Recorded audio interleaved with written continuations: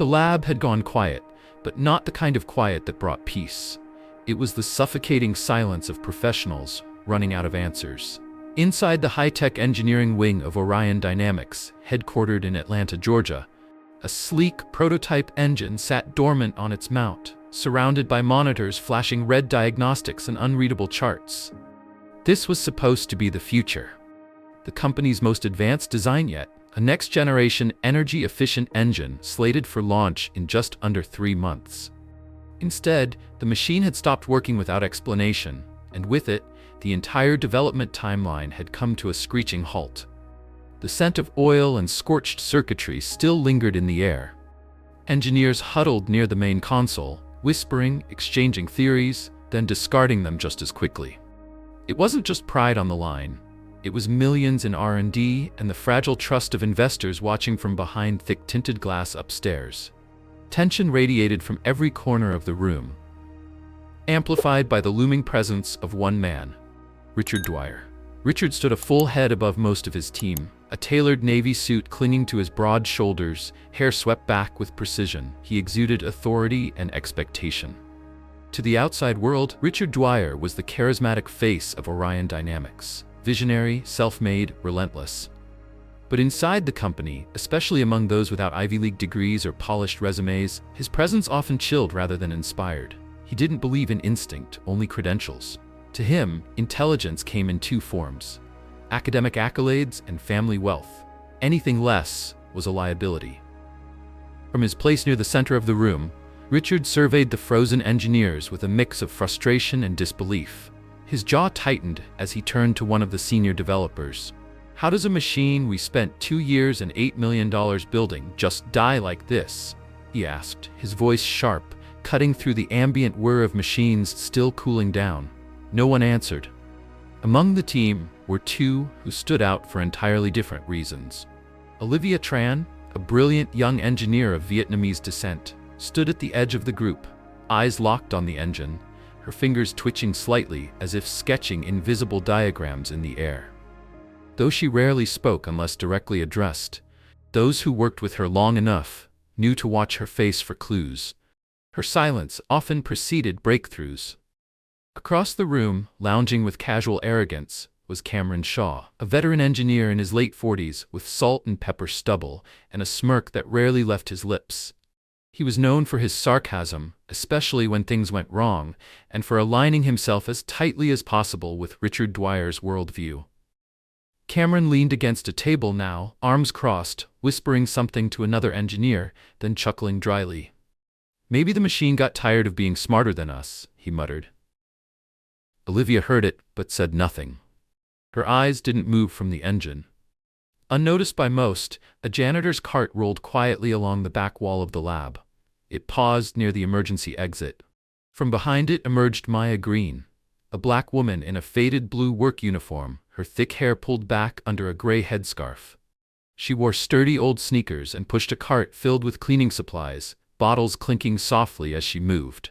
For over 15 years, Maya had worked at Orion Dynamics, arriving before dawn, leaving long after the engineers had gone home. She knew every corridor of the building, every creak in the lab floor, every stain on every wall. But few of the company's elite ever bothered to learn her name. Maya paused, her mop still in hand, quietly observing the scene. She had seen dozens of project meltdowns during her years there, but this was different. The air was thick with unease, and Richard's presence made the atmosphere brittle. Though she stayed in the background, years of overhearing conversations had made her more familiar with the company's internal workings than most would guess. She knew the language of engines, at least enough to understand what wasn't working. She had loved machines since she was young. As a girl, Maya had taken apart radios, fixed lawnmowers, helped neighbors with car repairs. Life, however, had different plans. Instead of becoming an engineer, she became a mother at 17 and took the first job she could to support her family. That job eventually was at Orion Dynamics. She never complained, never asked for more. But the sound of gears, the hum of a motor, those things still stirred something deep in her. From across the room, Richard Dwyer's eyes briefly swept over her. His gaze paused, not long enough to register her humanity, just long enough to confirm she wasn't anyone important. Then he turned back to the engineers. You're telling me that with all the PhDs in this room, nobody can figure out why this engine won't start?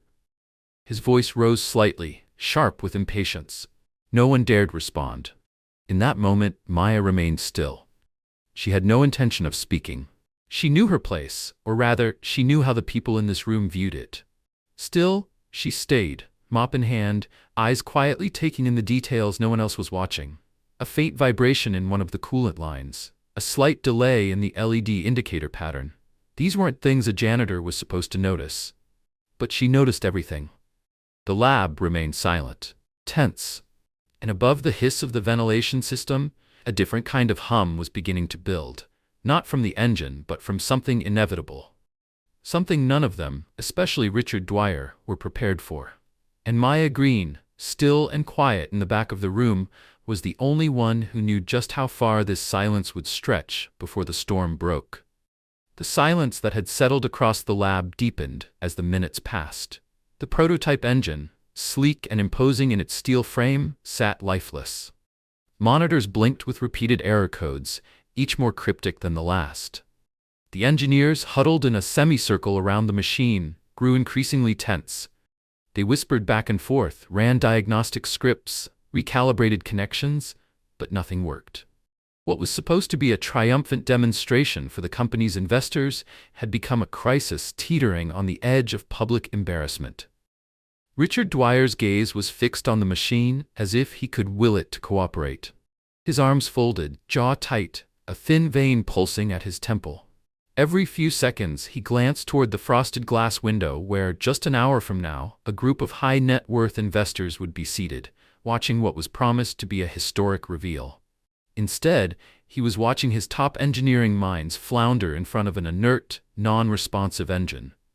Cameron Shaw, standing near the diagnostics terminal, muttered something to Olivia Tran, who didn't respond. She was scanning the latest output with quiet intensity, brows furrowed. Cameron shook his head and stepped back. There's no logic to this. We checked every circuit, swapped control units, rewrote the config files twice. The damn thing should be working. Olivia remained focused but said nothing. The others looked from screen to screen, hoping something would click. Nothing did. No temperature spike, no voltage drop, no mechanical failure.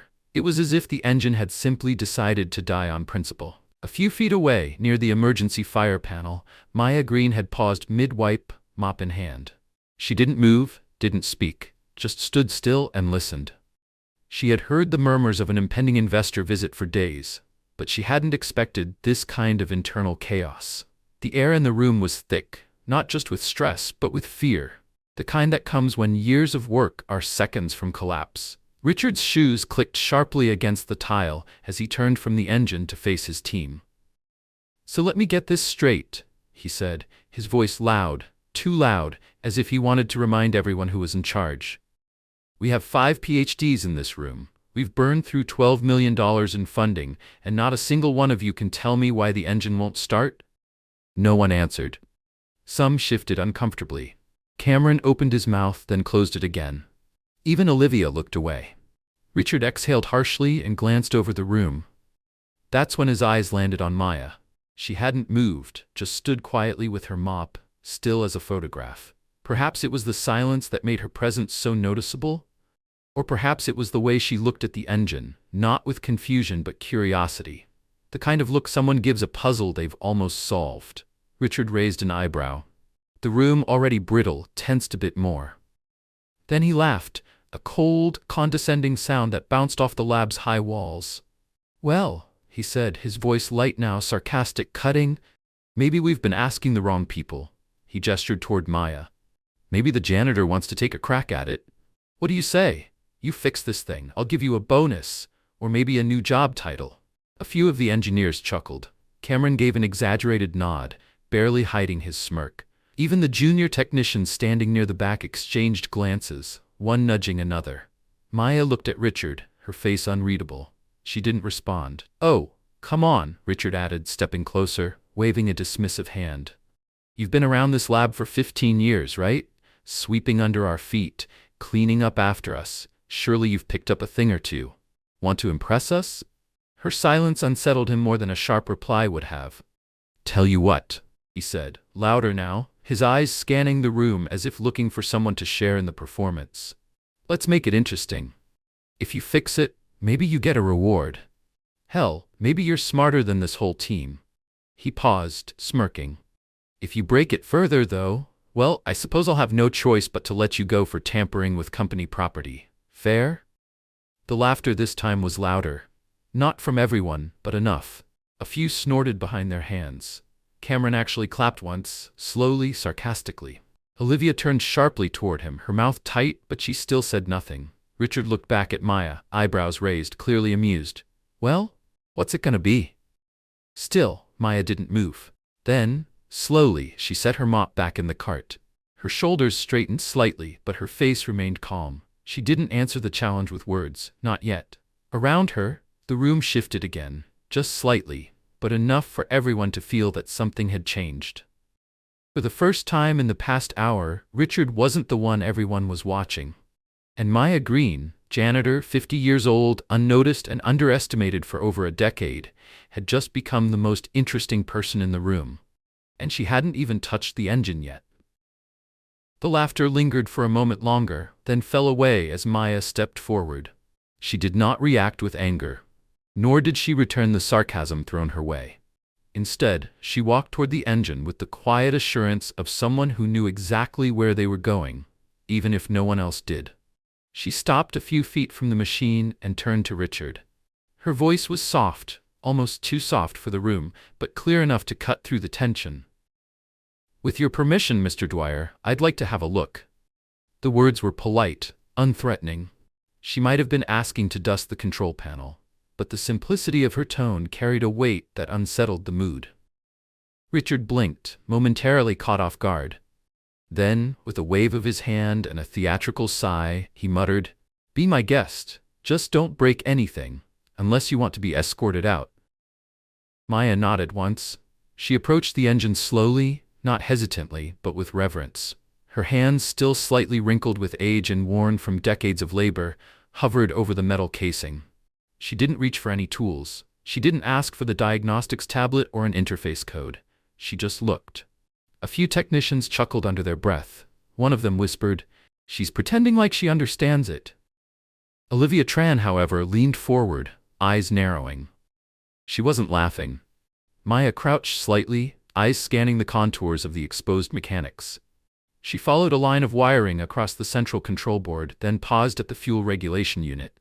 Without needing to open any manual or consult a screen, she reached for the primary junction where two modular components met. A connection the engineers had checked and rechecked. She tapped her fingers lightly along the edge of the valve housing, then gently loosened a locking screw with her bare hands. The screw came free easily, too easily, and that told her everything. She examined the interface again, lips pressed in a thoughtful line. Then she leaned in, carefully rotated a component by a few degrees, and removed a small part no larger than a coin from the housing.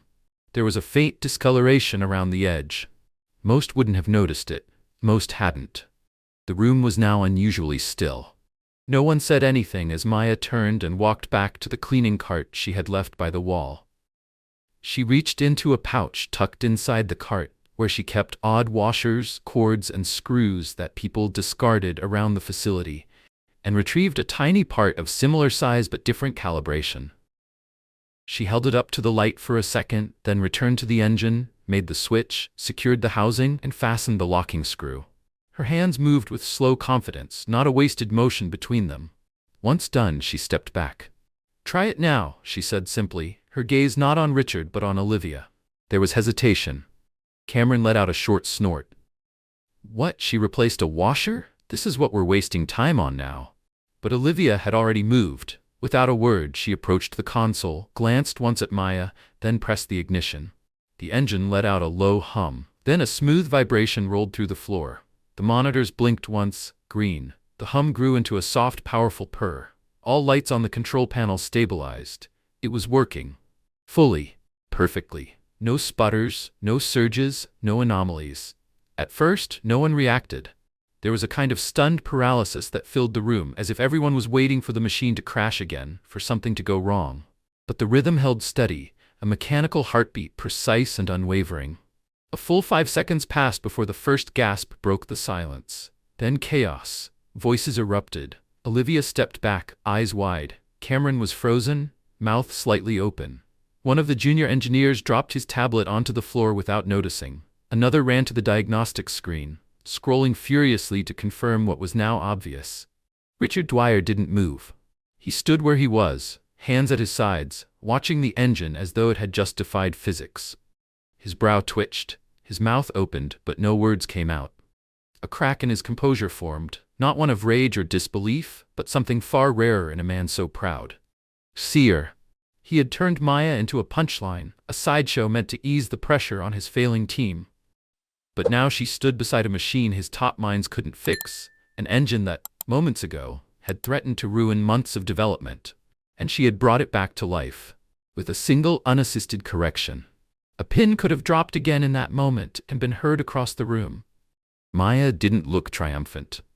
She didn't gloat. She stepped back with calm humility and simply folded her hands in front of her. The engine's hum filled the space, the most elegant kind of proof there could be. She didn't speak, but her silence said enough. Richard cleared his throat. What exactly did you touch? It wasn't mockery now. His voice was quieter, unsure. He was asking for the truth. Maya looked at him gently. A regulating component. It was installed with a misaligned offset. It disrupted the pressure loop. I've seen that happen before, on smaller machines. The signs were all there. Cameron turned pale. You didn't use the tools, Olivia said quietly. How did you even know where to look? Maya smiled faintly. I listen. Machines talk in their own way. If you've cleaned around them long enough, you learn how they breathe. No one laughed this time. Richard rubbed his forehead, suddenly feeling every year of his age. His voice, now lower, carried a tremble beneath its practiced certainty. Why didn't anyone see it? No one answered. But deep down, every engineer in the room knew why. They'd been looking through schematics. Maya had been looking through experience. And more than that, through patience, through humility, through attention no one thought she was capable of giving. She wasn't just a janitor. She had seen what they couldn't. And now, there was no taking that moment back. The hum of the engine still pulsed through the walls when Maya finally stepped away, gently wiping her hands on the cloth tucked into her cleaning apron. Around her the room remained suspended in a mixture of shock and quiet awe. No one moved. No one spoke. Even Richard Dwyer, who only moments before had laughed her name aloud like it was a punchline, stood wordless, watching the woman he'd underestimated restore life to a dead machine with nothing but intuition and experience. But there was something deeper beneath the surface of that moment, an old silence rising, ready to break. Olivia was the first to speak again. You've done this before. Her voice was low, not accusing but full of quiet certainty. Maya didn't reply immediately. Her gaze lingered on the running engine as though it were something more than just a machine, something living, something personal. Then she turned to Olivia and nodded once. Yes, she said softly. A long time ago. Olivia stepped forward. What did you mean earlier when you said you'd seen this problem before, on smaller machines? Maya's hands folded before her. She didn't avert her gaze. Because I used to build them. Not exactly like this, of course, but close enough. I was an aerospace systems engineer for Lockridge Defense Technologies, worked on propulsion systems, subsonic turbine integration, flight logic arrays. You could hear a pin drop. Wait, what? Cameron asked, his voice cracking under the weight of disbelief. You're saying you were an actual engineer? Maya gave him a measured glance. I was. Until I wasn't. Richard took a sharp breath, arms stiff at his sides. That's impossible. There would be records, publications, patents. There were, Maya said calmly. Most with someone else's name at the top. I was part of a team developing next-generation engine configurations for hybrid airframes. My contributions were marked as supporting technical notes, never as lead designer. But why would anyone leave that kind of position? Olivia asked, her brow furrowed in disbelief, and something like outrage beginning to rise in her voice. Maya's tone didn't change. It was even, not bitter. Because some people in high places didn't like that a black woman without Ivy League credentials could outperform their golden boys, especially not in a defense firm where the culture still rewarded conformity more than results. She paused, eyes meeting Olivia's.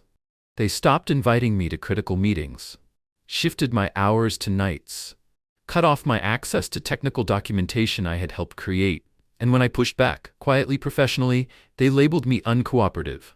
Eventually, they found an excuse to lay me off after a security review. No evidence, just enough suspicion to justify it. A long silence hung over the room. Several faces turned away, unable to meet her gaze. I could have fought it, Maya continued. I wanted to, but I had a 6-year-old son and a mortgage I couldn't pay with pride. So I let it go. I took a night job cleaning offices, thinking it would be temporary. That was 18 years ago. The air thickened, not with judgment, but with the weight of something unspeakably unfair. The engineers, one began to realize just how much history they had failed to see standing quietly in the corner of their labs each night. I kept reading, Maya said, her voice softening. Kept sketching. I still do. There are notebooks in my closet, thousands of pages of concepts, revisions, systems architecture. No one ever asked to see them. Olivia stepped closer. You're saying, this engine, our design, parts of it were originally yours?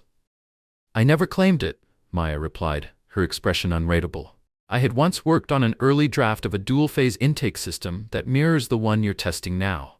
It wasn't finished when I left, but the blueprints were there. Someone must have picked it up years later, added the polish, filed the patents, and called it innovation. Cameron's jaw clenched. That can't be. It can. Olivia interrupted him, her voice suddenly fierce. And it probably is. I've seen those blueprints. I always thought the foundations came from someone else.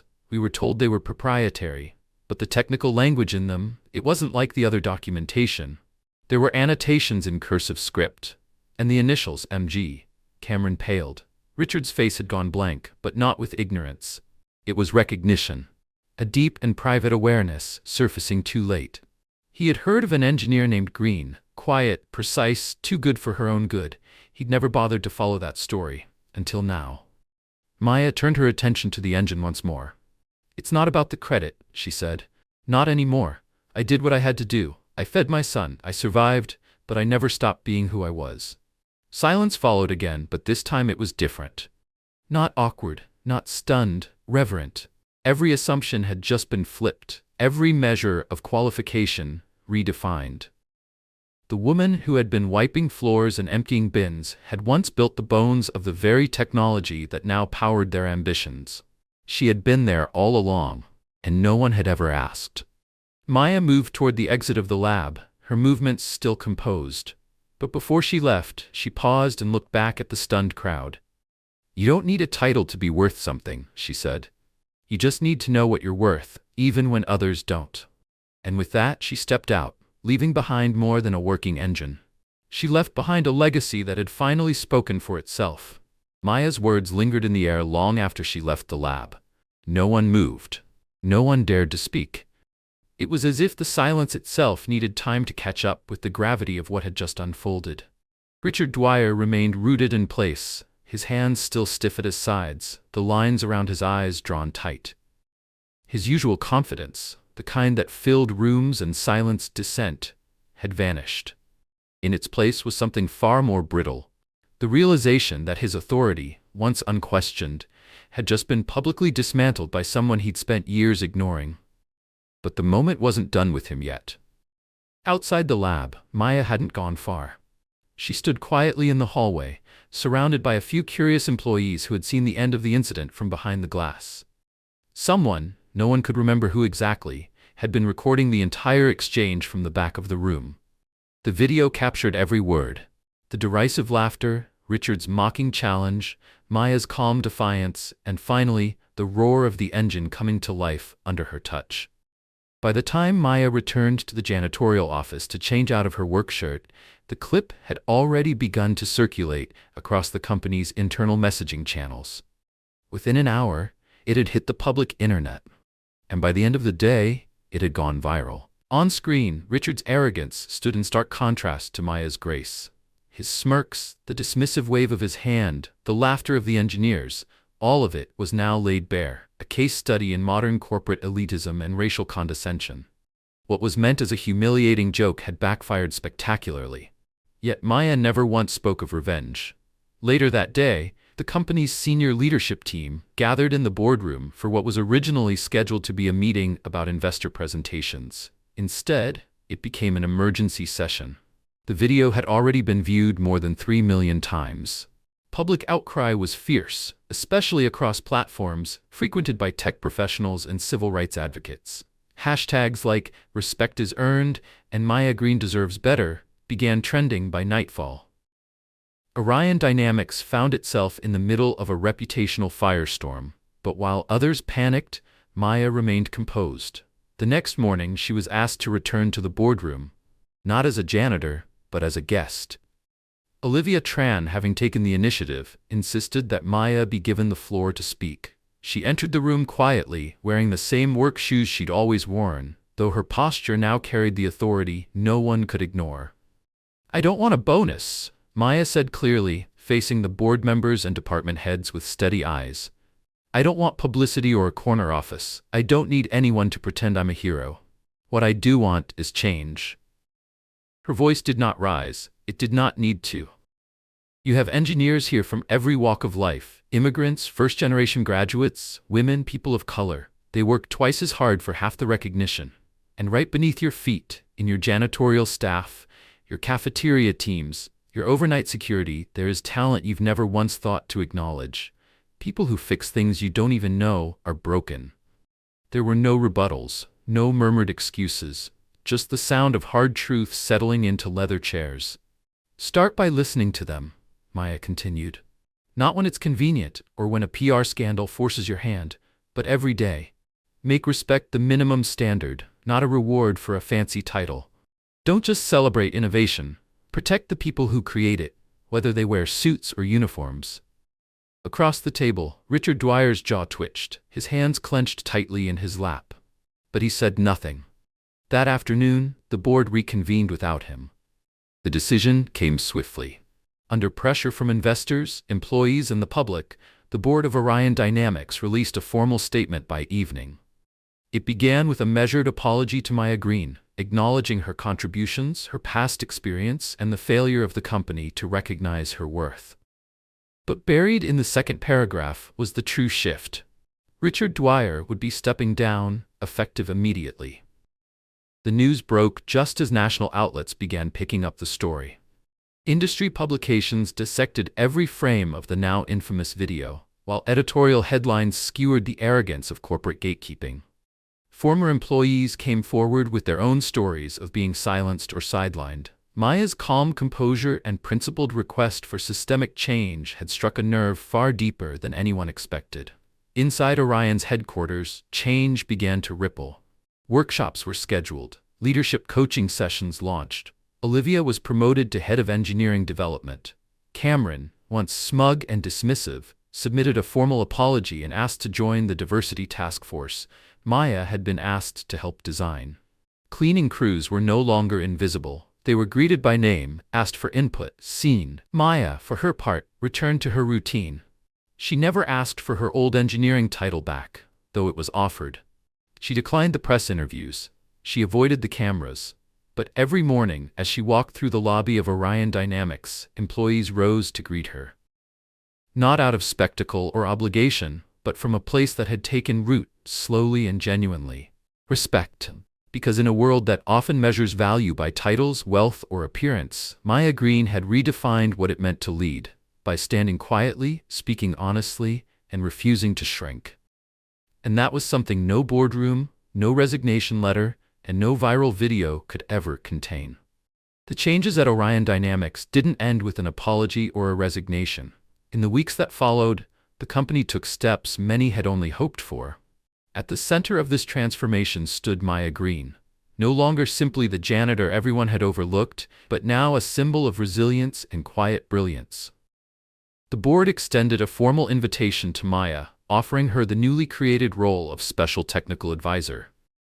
More than a title, it was a commitment. Maya would oversee the development of new mentorship programs, lead technical workshops, and serve as the guiding force behind Orion's new initiative to recruit talent from underrepresented backgrounds, especially those overlooked because they lacked formal credentials or polished resumes. At first, Maya hesitated. She had never sought a spotlight, and she didn't crave recognition. But after careful thought, she accepted, not for herself, but for every talented mind who'd ever been dismissed based on appearance, status, or silence. Her first public address was given in a modest auditorium filled with interns, junior engineers, and executives alike. There was no elaborate introduction, just Maya standing at the center, dressed in her usual simple attire, eyes calm but full of purpose. "When I was mopping the floor that day," she began, "I wasn't invisible. I was just quiet. And silence doesn't mean ignorance. Silence doesn't mean absence of value. It often means someone's watching, thinking, learning, waiting for a moment when they might finally be seen." A stillness spread through the room. Her voice was gentle, but her words carried weight beyond titles or credentials. "We spend too much time evaluating people by what they wear, what they drive, where they studied. But I've learned that real ability often hides in the places no one bothers to look. If we want real innovation, real change, we have to stop mistaking quiet dignity for lack of worth." That talk was recorded and later shared by the company's communications team. Within days, it was picked up by media outlets and reshared across social platforms, sparking conversations in corporate offices, schools, and professional networks. Maya's story became part of a wider message, a new standard that championed evaluating people not by surface, but by substance. She didn't want to be a hero. She wanted to be a mirror. And in doing so, Maya Green became the quiet revolution that showed the world how much brilliance can live behind a broom, and how far we all have to go until respect is no longer earned, it's expected. If this story inspired you, don't forget to like, share, comment below, and subscribe to our channel for more powerful stories like this one.